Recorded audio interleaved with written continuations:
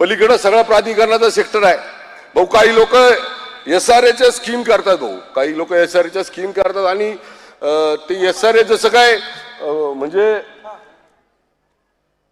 त्या SRA मध्ये राहणाऱ्या लोकांना असं धमकी देतात जसं काय ते गृह प्रकल्प यांनी म्हणजे यांच्या घरच्या जागेवर बांधलेत आणि त्या लोकांना सांगतात तुम्हाला घर देणार नाही, अमुक देणार नाही, तमुक देणार नाही, आम्हाला मतदान नाही केलं तर. आणि इथला एक आहे या आजूबाजू याच परिसरातला एक आहे नेता, त्याला लय थोडस हे आहे की मी SRAचा बाप आहे, मी SRAचा बाप आहे, मी त्या SRA मध्ये जी घरं देईल तीच लोकांना भेटतील. आणि एक चुकीचं काम पण त्यांनी केलंय, ते पण आज जाहीरपणे सांगतो भाऊ.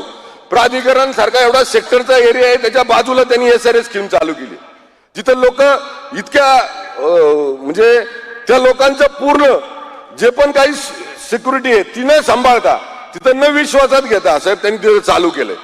साहेब हा SRAचा स्वतःला बाप समजतो ना, याला एकदा आपल्याला जागे व्हावं लागेल भाऊ.